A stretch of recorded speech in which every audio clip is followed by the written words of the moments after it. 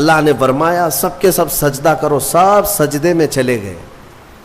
پتہ ہے ایک تھا ابلیس جو غرور کی وجہ سے سجدہ نہیں کیا، کھڑا رہا۔ ابلیس کون ہے؟ یہ شیطان جس کا نام عزازیل، یہ کون ہے؟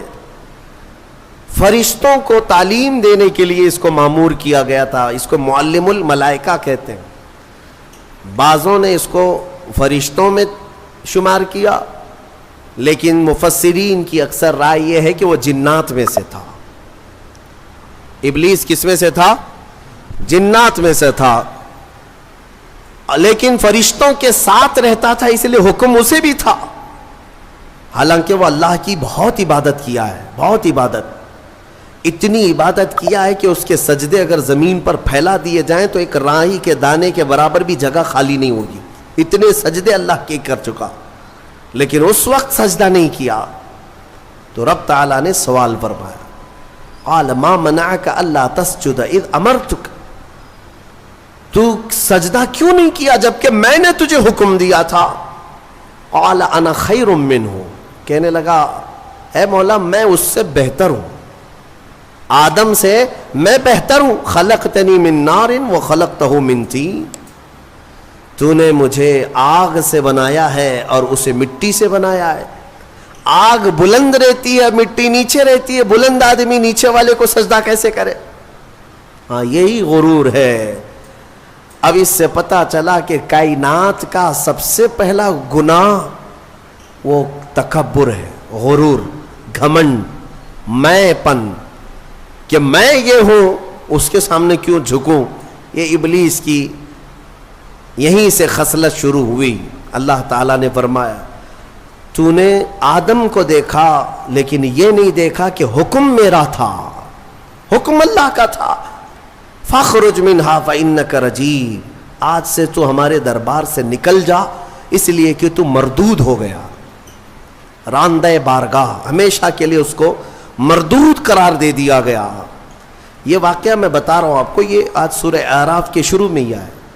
تو ابلیس نے کہا اے اللہ تو نے مجھے نکال دیا اپنے دربار سے، فرشتوں کی جماعت سے، انظرنی الی یوم یبعثون، بس مجھے قیامت تک کی مہلت دے دے بس۔ رب تعالیٰ سے ڈائریکٹ چیلنج کر رہا ہے، اللہ سے چیلنج کر رہا ہے، مجھے تو ٹائم دے دے بس۔ کیا کرے گا؟ کہتا ہے قال رب بما اغویتنی لاقعدن لهم صراطک المستقیم، بس تو مجھے ٹائم دے دے، قیامت تک تیرے جتنے بندے آئیں گے میں سیدھے راستے پر بیٹھ جاؤں گا۔ ثم لآتینہم من بین ایدیہم ومن خلفہم وعن ایمانہم وعن شمائلہم ولا تجد اکثرہم شاکرین۔ کہتا ہے میں تیرے سیدھے راستے پر بیٹھوں گا، جو بھی اس راستے سے گزرے گا، کبھی میں اس کے سامنے سے آؤں گا، کبھی پیچھے سے، کبھی دائیں سے، کبھی بائیں سے، کسی نہ کسی طرح اس کو اس راستے سے میں ہٹا دوں گا۔ اے رب تیرے بندوں میں تو شکر کرنے والے نہیں پائے گا۔ اللہ کو یہ چیلنج کر رہا ہے۔ دوسری آیتوں میں یہ تک کہا اس نے قال فبعزتک لاغوینہم اجمعین، تیری عزت کی قسم اے اللہ، عزت اس کو بھی معلوم ہے اللہ تعالیٰ، اور قسم بھی اللہ کی عزت کی کھا کر کہہ رہا، تیری عزت کی قسم میں تیرے سارے بندوں کو گمراہ کروں گا، سارے بندوں کو گمراہ کروں گا۔ رب تعالیٰ سے چیلنج کیا، رب نے فرمایا قال انک من المنظرین، جا تجھے ٹائم دیا جاتا ہے، مہلت ہے تجھے، جتنا ٹائم چاہیے پورا لے لے۔ ٹائم ہی نہیں، طاقت بھی دے دی گئی، قوت بھی دے دی گئی، دنیا میں جتنی تیزی سے ایک جگہ سے دوسری جگہ جانا ہے سب تجھے دے دیا گیا، جا بہکا لے۔ کتنوں کو بہکاتا ہے؟ ان عبادی لیس لک علیہم سلطان، اللہ فرماتا ہے تو پوری کوشش کر لے، میرے کچھ بندے ایسے ہوں گے جن پر تیرا داؤ نہیں چلے گا، نہیں چلے گا، تیرا داؤ نہیں چلے گا۔ رب تعالیٰ نے بھی فرمایا تو پوری کوشش کر لے لیکن تیرا داؤ میرے کچھ بندوں پر نہیں چلے گا۔ وہ کون سے بندے ہیں؟ ان بندوں کے بارے میں ابلیس بھی مان گیا، شیطان بھی مانا، کہنے لگا ہاں ہاں ہے تیرے کچھ بندے۔ وہ کون ہے؟ الا عبادک منہم المخلصین. یہ وہ بندے، ہاں مولا تیرے کچھ بندے ایسے ہوں گے جن پر میرا داؤ نہیں چلے گا. وہ کون ہے؟ وہ بندوں کی جماعت کو مخلصین کی جماعت کہا جاتا ہے کہ وہ اگر عبادت کرتے ہیں تو نہ ادھر دیکھتے نہ ادھر دیکھتے ہیں، وہ خالص تیری رضا کے لیے کرتے ہیں. تو جو لوگ دنیا میں صرف اور صرف اللہ کی رضا کے لیے نیک کام کرتے ہیں، یقین کے ساتھ میں کہتا ہوں ان پر شیطان کا داؤ بھی نہیں چلے گا. شیطان ان لوگوں کو نہیں گمراہ کرے گا. مخلصین کی جماعت. مخلصین کون ہے میرے عزیزو؟ دکھاوے کے لیے کرنے والے مخلصین نہیں، اپنے رب کی رضا کے لیے. یہاں پر ایک روایت ملتی ہے قیامت کے دن جنتیوں کا جب انصاف ہو جائے گا نا، پورے جنتی ایک طرف ہوں گے، ان جنتیوں میں بھی 3 کیٹیگری ہیں. جنتیوں میں بھی 3 جماعتیں ہیں. ایک جماعت اللہ نے ان سے فرمایا کہ اے بندو تمہاری بخشش ہو گئی، تمہارے لیے جنت کا پروانہ ملا، تم جنت جا رہے ہو. یہ بتاؤ تم جنتی عمل کیوں کرتے تھے دنیا میں؟ تم نیک کام کیوں کرتے تھے؟ آج جنت تمہارے لیے ہو گئی نا، پاس ہو گئے. پاس ہونے کے بعد پوچھا جا رہا ہے تو وہ جماعت کہتی ہے اے مولا ہمیں تیری دوزخ سے بہت ڈر لگتا تھا، بہت ڈر لگتا تھا، اس کے ہولناک عذابات، اور تیری دوزخ سے ڈر کر کے ہم نیک کام کرتے تھے. اللہ فرماتا ہے ٹھیک ہے میں تم سے راضی ہو گیا، تم جنت میں جاؤ. دوسری جماعت، ان سے پوچھا جائے گا تم کیوں کرتے تھے؟ یہ سیکنڈ کیٹیگری ہے جنتیوں کی. تم کیوں نیک کام کرتے تھے؟ تم بھی پاس ہو گئے. وہ کہیں گے مولا قرآن میں اور حدیث میں تیرے رسول سے ہم نے جنت کی اتنی نعمتوں کا ذکر سنا تھا، وہاں کے محلات، وہاں کی خوشبوئیں، وہاں کی حوریں، وہاں کے غلمان، تو شوق تھا کہ جنت میں جائیں، اس لیے نیک کام کرتے تھے. تیری جنت کی خواہش نے ہم سے نیک کام کروائے. رب تعالیٰ فرماتا ہے جاؤ تم سے راضی اور تمہارے لیے جنت ہے، چلے جاؤ. تیسری ایک جماعت ہوگی جنتیوں کی، یہ لاسٹ کیٹیگری ہے. ان سے پوچھا جائے گا میاں آپ بھی پاس ہو گئے، جنت میں جا رہے ہو نیکیوں کی وجہ سے، تم کیوں نیکیاں کرتے تھے؟ وہ کہیں گے کہ مولا ہم نہ جنت کے لیے کرتے تھے نہ دوزخ کے لیے، ہم تو خالص تیری رضا کے لیے کرتے تھے، تو راضی ہو جا، بس ہمارا مقصد اتنا تھا. تو رب تعالیٰ فرمائے گا جاؤ میں تم سے راضی ہو گیا اور جنت میں جاؤ. وہ جماعت کھڑی ہو جائے گی نہیں جنت میں نہیں جانا ہے. اگر جنت میں جائیں گے تو پھر بدلہ ہو جائے گا، معاوضے کے طور پر ہو جائے گا. پھر ہم کو اندر جانے کے بعد دوسرے لوگ تانا ماریں گے تم بھی جنت کے لیے کرتے تھے، وہاں بولے کچھ اور ہو، ہم نہیں جائیں گے جنت میں. رب تعالیٰ پھر دوبارہ فرمائے گا کہ اے مومنوں میں تم سب سے راضی ہوں، تم میری رضا کے لیے کر رہے تھے، میں راضی ہوا، جاؤ جنت میں. وہ کہیں گے مولا نہیں جنت میں جائیں گے تو پھر یہ مسئلہ آ جائے گا کہ تم جنت کے لیے کیا کرتے تھے، ہم تو تیری رضا کے لیے کرتے تھے. یہاں تک کہ روایت میں فرمایا گیا فرشتوں کو حکم ہوگا کہ ان کو بیڑیاں پہنا اور کھینچ کے جنت میں لے جاؤ. یہ مخلصین کی جماعت تھی. یہ لالچ میں عبادت نہیں کیے اور نہ ہی ڈر کر کے کیے، یہ خالص اللہ کی رضا کے لیے. اور اسی جماعت کے بارے میں شیطان بھی کہتا ہے ان پر میرا داؤ نہیں چل سکے گا، ان پر میرا حربہ نہیں چل سکے گا. اسی لیے میں مومنوں سے گزارش یہ کرتا ہوں کہ اعمال میں اخلاص پیدا کرو. اخلاص صرف اور صرف اللہ کے لیے، نہ کسی کو ڈر کر، نہ کسی کے لیے. عبادتیں نہیں، اللہ کے لیے. تم اپنی آخرت کو سوچو. میں ایک بزرگ کے متعلق پڑھا تھا 30 سال تک انہوں نے پہلی صف میں نماز ادا کی جماعت کے ساتھ، ایک نماز بھی نہیں چھوٹی، تکبیر اولا بھی نہیں چھوٹی. 30 سال تک، توجہ چاہتا ہوں، 30 سال تک ایک نماز میں ایک جماعت نہیں چھوٹی اور پہلی تکبیر بھی نہیں چھوٹی، پہلی صف میں کھڑے رہتے تھے. 30 سال کے بعد ایک دن مغرب میں آئے تو ایک رکعت ہو گئی. 30 سال کے بعد ایسا موقع آیا، پیچھے رہ گئے. تو پھر جب آئے دیکھا کہ صفیں تو لگ گئی ہیں، پیچھے جگہ مل رہی تھی، تو انہوں نے شرم کے مارے، ڈر کے مارے، سب لوگ کیا کہیں گے، ابھی 30 سال سے جس کی جگہ پکی ہے آج تو ہے نہیں، چھوٹ گیا پیچھے، تو پیچھے سے ہی گھر چلے گئے، گھر میں جا کر نماز پڑھ لیا۔ عشاء میں اس ڈر سے نہیں آئے کہ سب لوگ سوال کریں گے مغرب میں کہاں تھے۔ تو اس زمانے میں ایک بڑے بزرگ تھے، انہوں نے پوچھ لیا کہ فلاں صاحب جو رہتے تھے پہلی صف میں، جن کا ریکارڈ تھا 30 سال کا، وہ کہاں ہیں؟ کہا کہ حضور پتہ نہیں، مغرب میں بھی نہیں آئے، عشاء میں بھی نہیں آئے۔ کہا کہ چلو دیکھ لیتے ہیں، کہیں بیمار تو نہیں ہو گئے، کچھ تو ہوا نہیں تکلیف۔ گئے تو گھر میں بیٹھے ہوئے تھے، پوچھا کہ کیا بات ہے، مغرب میں بھی نہیں، عشاء میں بھی نہیں؟ کہا مغرب میں آیا تھا لیکن 1 رکعت ہو گئی تھی، میں شرم کے مارے پہلی صف میں نہیں آیا، پہلی صف میں جگہ نہیں مل رہی تھی، شرم کے مارے میں پیچھے نہیں کھڑا ہوا کہ لوگ کیا کہیں گے، میں واپس گھر میں آ کر نماز پڑھ لیا۔ اس بزرگ نے ان سے کہا جو 30 سال کی عبادت کر چکے تھے، کہا کہ اے بندے، جا پچھلے 30 سال کی نمازوں کو پھر سے ریپیٹ کر لے، دوہرا لے، اس لیے کہ جو تو نے نمازیں پڑھی وہ صرف اسی نیت سے پڑھی کہ لوگ کیا کہیں گے، تجھے اس بات کا خیال نہیں ہے کہ تو عبادت اللہ کے لیے کرتا ہے، جا پچھلے 30 سال کی نمازیں اعادہ کر لے، پھر سے پلٹا لے۔ عزیزان گرامی، اخلاص ایک بڑی دولت ہے، اللہ تعالیٰ اپنے مخصوص بندوں کو عطا کرتا ہے۔ بات میں یہاں پر سمیٹتا ہوں کہ ابلیس لعین آدم علیہ السلام کو سجدہ نہ کیا، غرور اور گھمنڈ میں اللہ تبارک و تعالیٰ سے چیلنج کر کے نکلا، اسے اللہ نے ٹائم دیا، وقت دیا قیامت تک کا، اور وہ بہکاتا گھوم رہا ہے ابھی بھی۔ ہاں بس رمضان میں قید ہوا ہے، رمضان میں شیاطین کو قید کیا گیا، یہ حدیث پاک سے ثابت ہے۔ ابھی تو ہے نہیں، ہماری محفل میں بھی نہیں ہے، اور ابھی رمضان میں کہیں ہے نہیں، لیکن پھر بھی کچھ لوگ ابھی بھی روزہ چھوڑتے ہیں۔ یہ کون سے شیطان ہیں؟ نماز میں نہیں آتے، پھر یہ کون ہیں؟ ان کو کون سلاتا ہے؟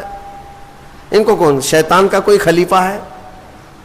شیطان کسی کو اپنی ڈیوٹی دے کر کے گیا ہے؟ یہاں پر نفس امارہ ہے، وہ ہر ایک کے اندر ہے، انشاءاللہ پھر آگے کبھی میں عرض کروں گا، وہ ہر انسان کے پاس ہے۔ جس نفس نے شیطان کو بھی گمراہ کیا تھا وہ نفس تو ہمارے پاس ہے۔ نفس ایک بہت ہی خطرناک چیز ہے، اسی سے لڑنے کو میرے آقا نے جہاد اکبر کہا۔ جو اپنے نفس کے خلاف لڑائی کرے گا وہ جہاد اکبر ہے، بڑا جہاد ہے۔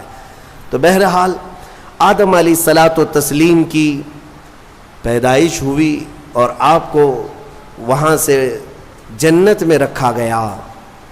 اب یہاں پر کچھ باتیں مجھے عرض کرنی ہے، وہ یہی ہے کہ آدم علیہ السلام کو جب ساری چیزوں کے نام بتائے گئے اور سب کچھ علم دیا گیا اور پھر جنت میں رکھا گیا، جنت کیسی ہے؟ وہاں کسی چیز کی کمی ہے؟ کوئی چیز کی کمی نہیں، ساری نعمتیں ہیں، لیکن اس کے باوجود آدم علیہ السلام کو کچھ بے قراری تھی۔ کیوں؟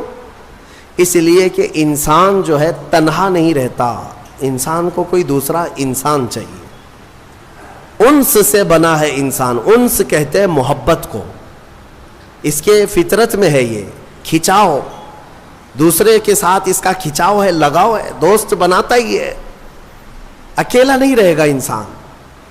تو آدم علیہ السلام کو جو یہ بے قراری تھی وہ تنہا ہونے کی، پھر ایک دن اللہ رب العزت نے ان کی بائیں پسلی سے کچھ حصہ نکالا اور اس سے ایک عورت کو بنایا گیا، وہ حضرت حوا تھی۔ ہاں اتنی بات میں آپ کو بتا دوں، آدم علیہ السلام کی پیدائش وہ کس جگہ ہوئی اللہ بہتر جانے، کوئی تو جگہ ہوگی، لیکن عورت کی پیدائش تو جنت کے اندر ہوئی۔ کہاں ہوئی ہے؟ جنت کے اندر ہوئی ہے۔ ہاں جنت میں پیدا ہوئی ہے عورت، یہ اس کا مقام ہے، اور یہ جنتی چیز ہے۔ اللہ تبارک و تعالیٰ نے اس میں جو خوبصورتی رکھی ہے عورت کے اندر، وہ جنت کی کشش ہے۔ جب حضرت آدم علیہ السلام حضرت حوا کو دیکھتے ہیں، آپ کو پتہ ہے حضرت حوا دنیا کی سب سے خوبصورت عورتوں میں سے ایک ہے، سب سے خوبصورت تھی. آدم علیہ السلام ان کی طرف ہاتھ بڑھانے لگے. رب تعالیٰ کا حکم ہوا آدم تمہارے لیے حلال نہیں, تم اس کا مہر ادا کرو, مہر ادا کرو. مہر دینا یہ جنتی قانون ہے, آج بھی ہمارے نکاح میں مہر رکھا جاتا ہے. آدم علیہ السلام نے عرض کیا کہ مولا میں یہاں کس چیز کا مالک ہوں, کیا چیز مہر میں دوں؟ رب تبارک و تعالیٰ نے فرمایا آدم تمہاری اولاد میں اخیر زمانے میں میرا ایک محبوب نبی پیدا ہوگا جس کو آسمانوں میں احمد, زمینوں میں محمد کہا جائے گا. آدم تم اس پر 20 بار درود بھیجو, یہ حوا کا مہر ہو جائے گا. شیخ عبدالحق محدث دہلوی رحمۃ اللہ علیہ نے بھی اس کو لکھا ہے, آپ اندازہ کرو ہماری ماں کا مہر درود پاک ہے. ہماری ماں ہمارے باپ کے لیے حلال ہوئی تو درود کے صدقے میں حلال ہوئی. اور جس کو درود سے چڑ ہے اسے سوچنا چاہیے کہ حلال ہونے کا طریقہ آدم علیہ السلام کے لیے حضرت حوا درود رکھا گیا. درود کے منکر تو کہاں جائے گا, کہ اپنے ماں باپ کے بارے میں شک کرے گا. آدم علیہ السلام اس کے بعد حضرت بی بی حوا کو چھوتے ہیں, دونوں مزے سے رہ رہے تھے. قرآن میں اللہ فرماتا یا آدم اسکن انت وزوجک الجنت فکلا منہا حیث شئتما. رب فرماتا ہے تم اور تمہاری بیوی جنت میں رہو, جو چاہے کھاتے رہو, جہاں سے من کرے کھاؤ. جنت میں گھومتے رہو, پھرتے رہو, ساری چیزیں تمہارے لیے اب حلال ہیں. لیکن رب نے فرمایا تھا وَلَا تَقْرَبَ هَذِهِ الشَّجَرَةَ, ایک درخت ہے اس کے قریب مت جانا, ایک درخت ہے اس کے قریب مت جانا. اللہ کی طرف سے منع تھا, وہ درخت کے قریب جانے کی ممانعت آئی تھی. تو ہوا کیا, ابلیس لعین جو بارگاہ سے مردود ہو گیا تھا, اب اس کی ڈیوٹی ہو گئی تھی کہ آدم علیہ السلام کو بہکائیں یا پھر ان کی ذریت کے خلاف کچھ نہ کچھ سازشیں کرتے رہے. اس کی ڈیوٹی ہو گئی تھی. اس وقت تک وہ فرشتوں میں بھی جاتا آتا تھا, جنت کے دروازے تک بھی پہنچتا تھا. روایات یہ بتاتی ہیں کہ ایک دن جنت کے قریب وہ گیا, آدم علیہ السلام اور حضرت حوا کو بلایا, کہا کہ تمہیں پتہ ہے اس درخت کے قریب جانے سے کیوں منع کیا گیا ہے؟ آدم علیہ السلام نے پوچھا کیا بات ہے؟ کہا اس درخت میں ایک پھل ہے, اگر تم کھا لو گے نا الا ان تکونا ملکین او تکونا من الخالدین, تم یا تو فرشتے بن جاؤ گے یا ہمیشہ جنتی بن جاؤ گے. ہاں اگر کھا لیے تو ہمیشہ کا ہو جائے گا, پکے ہو جاؤ گے. اس لیے تمہیں روکا گیا ہے, کھانے سے روکا گیا ہے کہ تم کنٹینیو نہ ہو جاؤ, یہاں پہ ہمیشہ کے نہ ہو جاؤ. آدم علیہ السلام اس کی باتوں میں نہیں آئے, لیکن اندر آنے کے بعد حضرت حوا بار بار کہنے لگیں آدم علیہ السلام سے کہ ایک بار پھل کھا کے تو دیکھتے ہیں, کھا کر کے تو دیکھتے ہیں. حضرت آدم علیہ السلام نے منع کیا, رب تبارک و تعالیٰ نے قریب جانے سے منع کیا ہے, وَلَا تَقْرَبَ هَذِهِ الشَّجَرَةَ. اب یہاں پر شیطان نے ایک لاجک سکھائی, منطق. ہاں قریب جانے سے منع کیا نا, درخت کا پھل کھانے سے تھوڑی نہ منع کیا. تو حضرت بی بی حوا نے پھل توڑ کر کے آدم علیہ السلام کو بھی پیش کیا, خود بھی کھائیں. جیسے ہی ان دونوں نے کھائے, قرآن میں اللہ فرماتا ہے دونوں کے کپڑے اتر گئے, لباس اتار لیا گیا, پورا کا پورا لباس اتار لیا گیا. جنت کے کچھ درختوں کے پتوں سے انہوں نے اپنا جسم چھپایا. پھر فوراً حکم آیا اللہ کا, قال اہبطوا, اتر جاؤ تم سب کے سب, تم سب اتر جاؤ جنت سے, زمین پر جاؤ. اس لیے کہ اللہ تعالیٰ نے جس چیز سے روکا تھا تم نے وہ کھا لیا. آدم علیہ السلام کو بھی اتارا گیا, بی بی حوا کو بھی اتارا گیا. جنت میں اور جنہوں نے ان کا تعاون کیا تھا سب کو اتارا گیا, زمین پر بھیج دیا گیا. اور پھر الگ الگ آدم علیہ السلام کو سرندیپ پہاڑ پر جو سری لنکا میں ہے آج, حضرت حوا کو جدہ میں سعودی عرب میں. اتنا لمبا فاصلہ, اور پوری بھری دنیا میں دو ہی لوگ ہیں, اور ایک ادھر ایک ادھر. رب تبارک و تعالیٰ نے اتارا اور پھر یہ فرمایا ایک مدت تک تم کو زمین میں ٹھہرنا ہے اور پھر میری طرف لوٹ کر کے آنا ہے. آدم علیہ السلام اس بات پر روتے رہے, بہت روئے, تقریباً 350 سال روئے. سب سے زیادہ رونے والوں میں آدم علیہ السلام کا نام آتا ہے. پھر ایک دن ایسا ہوا کہ آدم علیہ السلام نے اللہ تعالیٰ کی بارگاہ میں یوں عرض کیا کہ جب میری آنکھ کھلی تھی, سب سے پہلے حضرت آدم علیہ السلام کی روح ڈالی گئی, آنکھ کھلی تھی, تو سب سے پہلے آدم علیہ السلام کی نظر جس چیز پہ پڑی تھی وہ لا الہ الا اللہ محمد الرسول اللہ. اللہ تعالیٰ نے اپنے نام کے ساتھ ایک اور نام رکھا تھا. آدم علیہ السلام نے اللہ کی بارگاہ میں یوں عرض کیا کہ مولا, جس کا نام تو اپنے نام کے ساتھ آسمانوں میں رکھا اس کے طفیل میری توبہ قبول فرما. فوراً رب تبارک و تعالیٰ نے جبرائیل امین کو بھیجا, جاؤ آدم کی توبہ قبول ہوئی, اس لیے کہ محبوب کا وسیلہ لیا گیا. ہاں, اسی لیے ہمارے امام بریلی کے تاجدار فرماتے ہیں وہ جہنم میں گیا جو ان سے مستغنی ہوا, ہے خلیل اللہ کو حاجت رسول اللہ کی, ہے خلیل اللہ کو حاجت رسول اللہ کی, عرش حق ہے مسند رفعت رسول اللہ کی, دیکھنی ہے حشر میں عزت رسول اللہ کی. یہ اتنا ہی نہیں میرے عزیزو, تمہیں کیا خبر, قیامت کے دن کے بارے میں بھی اعلیٰ حضرت فرماتے ہیں خلیل و نجی مسیح و صفی سبھی سے کہیں نہ بنی. قیامت کے دن یہ قوم کہاں کہاں جائے گی, سارے نبیوں کے پاس جائے گی, سب کیا کہیں گے میرے علاوہ کسی اور کے پاس جاؤ. ہاں, حضور فرمائیں گے آؤ میں تمہاری شفاعت کے لیے ہوں. اس کو اعلیٰ حضرت فرماتے ہیں خلیل و نجی مسیح و صفی سبھی سے کہیں نہ بنی, یہ بے خبری کی خلق پھری کہاں سے کہاں تمہارے لیے. یا رسول اللہ, کہاں سے کہاں تمہارے لیے, دہن میں زباں تمہارے لیے, بدن میں ہے جان تمہارے لیے, ہم آئے یہاں تمہارے لیے, اٹھے بھی وہاں. الحمدللہ حضرت آدم علیہ السلام کی توبہ قبول ہوئی. اس کے بعد آپ کو حکم ہوا حج پہ جانے کا. آپ حج کے لیے آئے, کعبہ اس وقت موجود تھا, فرشتوں کا تعمیر کیا ہوا تھا. آدم علیہ السلام سفر کر کے گئے حج کے لیے. یہاں سے ایک بات میں عرض کرتا ہوں, دنیا کا پہلا حج ہندوستان کی سرزمین سے ہوا. آدم علیہ السلام اسی زمین سے گئے, اور ہمارے لیے فخر کی بات یہ ہے کہ یہ ہندوستان ہمارے باپ کی زمین ہے. ہاں, آدم علیہ السلام باپ ہے کہ نہیں ہے, ہمارے باپ کی زمین ہے. الحمدللہ ہم اپنے باپ کی زمین پر قائم ہیں. ہاں, کسی کے باپ کی نہیں ہے.